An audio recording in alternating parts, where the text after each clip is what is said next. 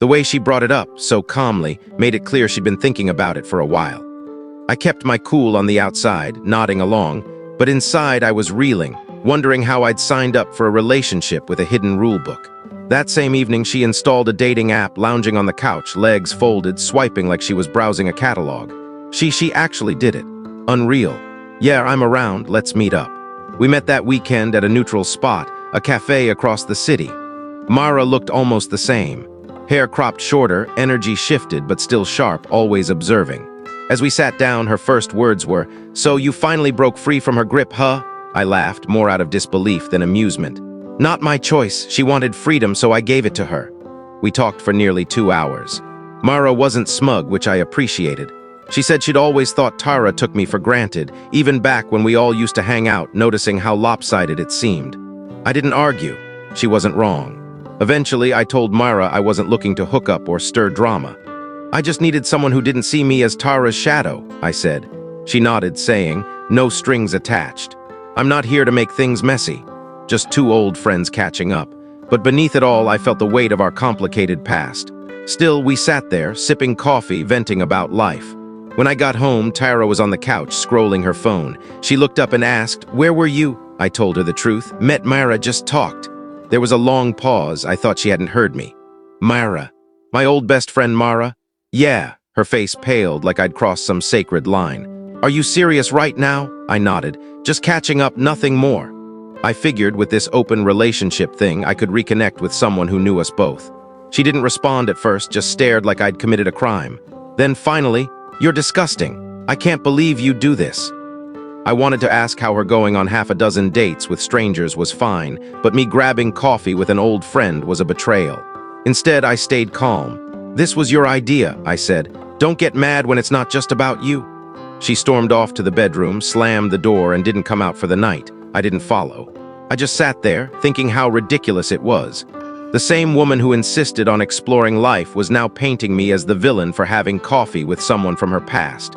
And the worst part, she truly believed she was in the right, like I'd broken some holy vow while she happily swiped through dating apps.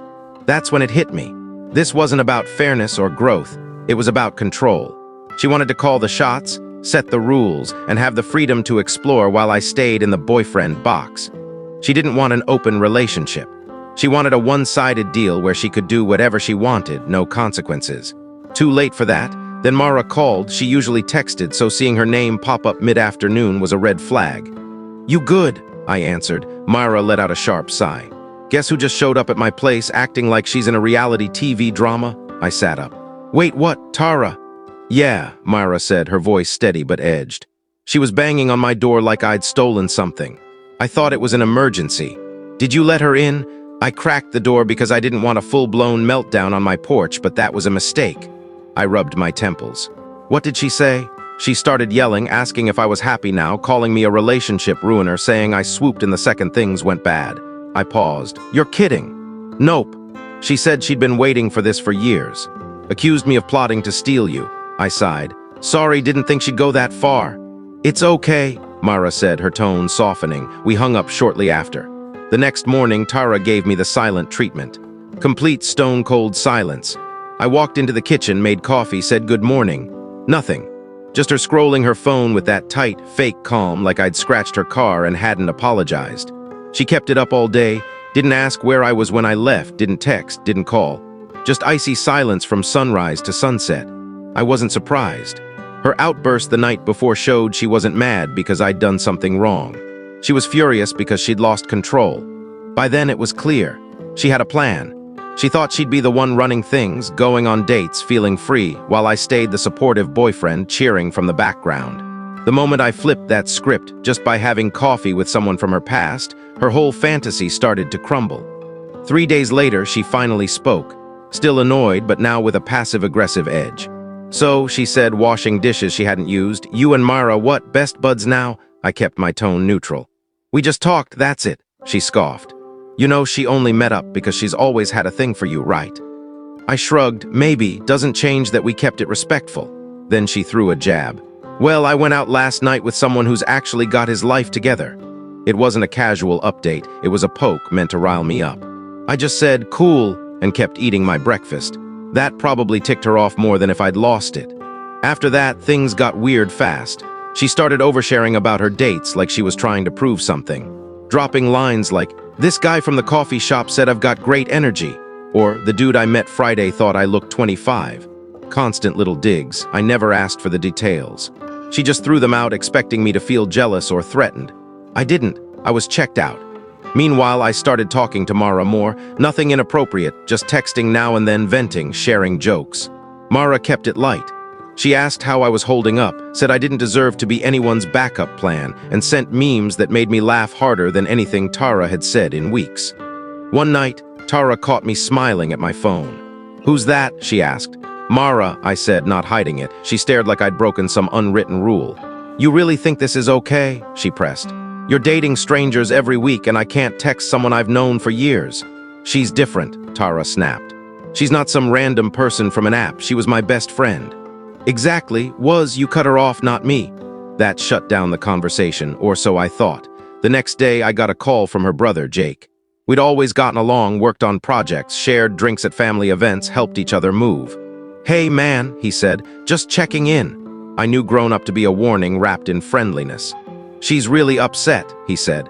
"Like really upset?" "I figured," I replied. "She's been bragging about her dates, but the moment I talk to someone she doesn't like, she acts betrayed." "Well, yeah," Jake said, "but it's Mara. You know that's a big deal to her." I paused. "So let me get this straight. She pushes for an open relationship. I say no, then agree. She goes on multiple dates, and I'm the one being disrespectful for having coffee with her old friend." He went quiet, then mumbled something about perception and context. I wasn't having it. "Jake, I played by her rules. If she didn't want me talking to certain people, she should have considered that before opening things up." He sighed. "Yeah, I get it. But you know how she is." "I do." A few days later, she tried a different approach. She came into the living room, sat close, her voice soft. "I feel like we're growing apart." "That's what happens when one person wants to date others before the wedding," I said, tilting my head. She flinched. "That's not what I meant." "Then what did you mean?" She didn't answer, just blinked like her own choices were finally sinking in and she had no way out. For the first time, I saw her for what she was. Not some deep, misunderstood soul seeking growth. Just someone who thought I'd wait around no matter what she did. I stood up and said calmly, "If this feels wrong, you can always end it." She didn't respond. That night I went for a walk and stayed out late. I needed space, needed to escape the chaos she'd created and then tried to blame me for. When I got back, she was asleep on the couch, the TV still on. Our wedding planner was half open on the floor. I picked it up and put it away quietly. I'm not the hero in this story, I know that, but I didn't start this mess. I just stopped pretending I was okay with being the fallback while she looked for something better. The next time she brought it up, I was ready. I wasn't going to keep circling the same drain. If she wanted honesty and growth, I had plenty to give. The following week, Tara shifted again. It was like she was trying on different masks to see which one would get a reaction. First snarky, then guilt-tripping, now suddenly caring and reflective. She started asking things like, "Do you still love me?" Or "Did we rush into this?" I saw through it. These weren't genuine questions. They were tests to see if she still had emotional control. She wasn't subtle either, wearing nicer clothes at home, suddenly wanting to cuddle, cooking my favorite dinner one night, then saying, "Remember when we used to do this every weekend?" Yeah, I remembered. I also remembered her saying she needed to live a little before marriage, going on a string of app-based dates. I didn't get petty or mean, I just didn't play along. I'd thank her, eat the meal, watch a show, then go to bed without making a big deal of it. That seemed to frustrate her more than if I'd yelled. Then came the big talk. She sat me down on a Saturday afternoon, no phones, no distractions, just heavy eye contact and forced sincerity. "I want to stop the open relationship," she said quietly. "It's not what I thought it'd be. I miss us." I leaned back, arms crossed, letting the silence linger. Finally, I said, "Okay." Her eyes lit up, hopeful, like she'd fixed everything. Then I added, "And I want to end the relationship too." That stopped her cold. "What? I'm not going back just because you changed your mind." "Wait, you're breaking up with me?" "No, Tara, you broke this. I'm just letting it end." That sparked a day-long argument. She pulled every trick, crying, calling me heartless, accusing me of planning this all along, blaming Mara for ruining things, saying I misread her intentions. She even said she just needed reassurance and I should have stopped her sooner. That one hit me. "I should have stopped you," I asked. "Like when I said no 5 times and you kept pushing." She went quiet, realizing she'd gone too far. That night, she stormed out to clear her head and didn't return until after 1 a.m. She slammed the door and went straight to bed without a word. I stayed on the couch, staring at the ceiling, feeling a strange mix of calm and fatigue. I wasn't heartbroken anymore. I was just tired of explaining myself, tired of defending my boundaries, tired of watching someone tear down what we'd built and then try to glue it back together when it didn't work out. That night, her mom called. No hello, just straight into it. "I'm so disappointed in you," she snapped. I held the phone away, rolling my eyes. "You've given up on her, on the wedding, on our family," I laughed. "You mean staying quiet while she pushed for an open relationship 3 months before the wedding, like that was normal?" She didn't like that. "She's just going through a phase." "Yeah, well, now I am too. It's called self-respect." She kept talking, but I cut her off. "Call back when you're ready for a real conversation." I hung up. 10 minutes later, her dad texted a long rant about how men don't commit anymore and how Myra was always trouble. I replied, "Thanks for the thoughts, Greg," and muted him. Things went quiet for a few days. Tara didn't try to patch things up. She flipped between silence and subtle jabs, but I was already gone mentally. The second she chose to act without me, she ended our future. I think she's starting to realize that now. A few days later, my mom called. I wasn't ready to tell anyone yet, wanted to wait until it was final. But she noticed Tara's perfect life posts online stopped mentioning me. "Everything okay with you too?" I took a breath and spilled everything. The open relationship push, the emotional weight, the blank stare when I said no. She went quiet, then said, "You did the right thing, sweetheart. Don't let anyone make you feel crazy for standing up for yourself. She's the one who messed this up, not you." I didn't know how much I needed to hear that until she said it. She didn't dig for details or press. Just backed me up without hesitation. That's my mom, old school. Commit when you commit. If someone plays games, don't be shocked when the other person walks. Days passed with barely a word between us.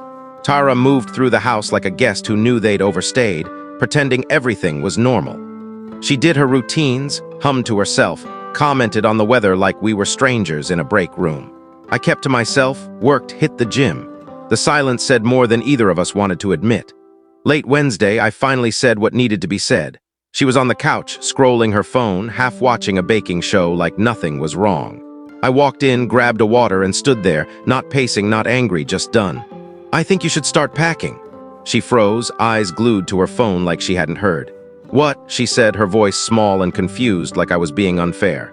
"It's time to pack your things," I repeated. "You need to move out." She looked at me wide-eyed. "Yeah," I said. "This is my house. I owned it before you moved in. I pay the mortgage, the bills, the taxes. You were here because we were building something. That's over now." She sat there, speechless, mouth open. Then she tried to turn it around. "So you're just throwing me out like garbage?" "No," I said. "I'm asking you to leave because we're done. You wanted freedom. Take it." That set her off. She stood, voice rising, coming toward me. "You're being a jerk. I didn't cheat. I didn't do anything wrong. All I asked was to explore before the wedding." "You agreed," I said. "You said yes. Now you're saying no. You don't get to play the 'I didn't cheat' card when you made it clear I wasn't enough." She started Verstappen, but this time it didn't move me. It was like watching a rerun of the same old scene. She stood there trying to guilt me for following her rules. "I have nowhere to go," she said, like that was my problem now. "You've got friends, family," I said. "Stay with your parents, your brother, or one of the guys you dated." That hit hard. She flinched. "I didn't sleep with any of them," she shouted. I nodded. "Fine, doesn't change anything." She sat back down, face in her hands, sobbing like we were in a drama. I just stood there letting it happen. No comforting, no apologies. That version of me was gone. Later that night, I pulled some boxes from the garage and left them by the bedroom door. She ignored them, acting like if she pretended long enough, it'd all go away. The next morning, I printed a list of her mail to redirect, subscriptions, bills, that kind of thing, and stuck it on the fridge. Then I went to work. No threats, no yelling, just facts. Around noon, I got a text from her. "You're really making me leave," I replied. "I'm not making you. I'm saying this isn't your home anymore." She didn't respond. That weekend, her mom showed up uninvited. I was in the driveway checking my tires when her SUV pulled up. She got out ready for a fight. "We need to talk," she barked. I crossed my arms. "If it's about Tara, she knows where I stand." "She's devastated," her mom said. "You blindsided her." I laughed. "You mean after she blindsided me with an open relationship 2 months before the wedding?" She softened.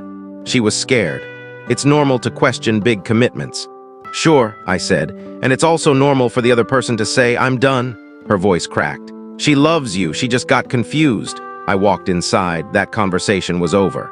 The next day, Tara started packing quietly. No arguments, no tears, just folding clothes and boxing them up. Every so often, I'd catch her staring at the walls, like she couldn't believe it was real. Near the end of the day, she came up to me while I was at the dining table. I didn't think you'd go through with this, she whispered. I looked up. I didn't think you'd want to date other people before our wedding, but here we are. She wanted to say more, but didn't. Just nodded and walked away.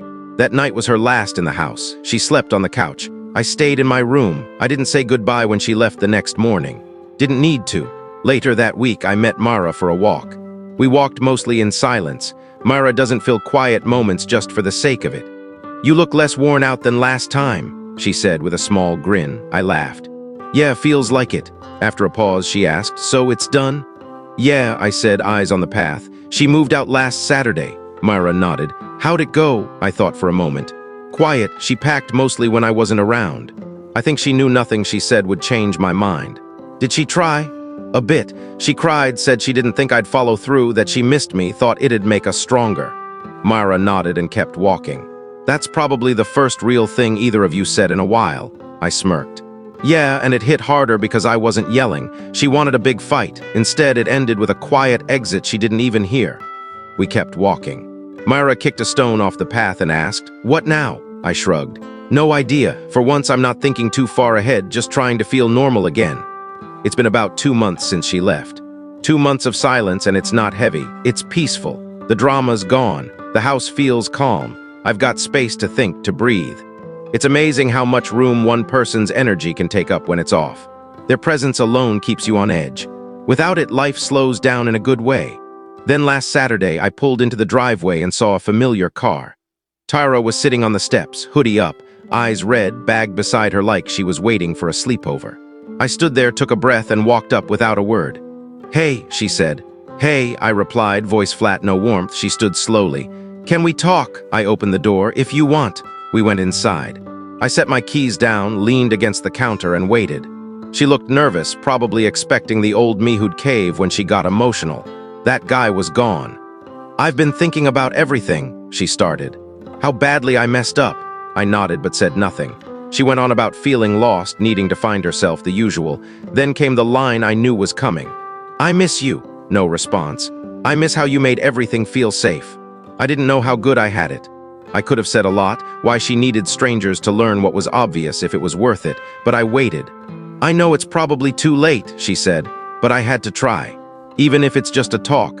That felt honest, but honesty doesn't erase history. This wasn't just a talk, it was a last-ditch effort for a second chance. "I don't hate you," I said finally, "but I don't trust you. And I don't feel the same anymore." She nodded slowly, tears falling. "So that's it. That's it." She looked around like she hoped some part of this place still belonged to her. It didn't. She walked to the door, then turned. "I hope you find someone who really sees you," she said. "Funny thing," I replied, "I already have." She left. I locked the door behind her for good. Before anyone asks, yeah, Myra and I have been talking. More than talking, actually. No, it's not a rebound. After everything with Tara, I wasn't looking for a relationship. Myra respected that, didn't push, didn't try to swoop in like some people do, hoping you'll fall for them. She just checked in, sent funny texts, kept things easy. Eventually, we started hanging out more, dinners, walks, just being around each other with no pressure. Once she asked, "You sure I'm not just the opposite of Tara?" I told her no. She wasn't the opposite. She was a fresh start, not a reaction, but a reminder of how things should feel. Things are simple now. She knows what I've been through. I know her story. No pretending, no games, just quiet understanding between two people who got pushed out of someone else's plans and decided to make their own. We're not rushing. No labels, no "where's this going?" talks. Just letting it unfold naturally. And the difference? It feels effortless. For once, it's not about fighting to keep something together. It's about choosing to show up because it's worth it. So yeah, Tara came back. But the version of me she expected to find? He's gone. That guy grew up, learned the hard way, and now he's good, really good.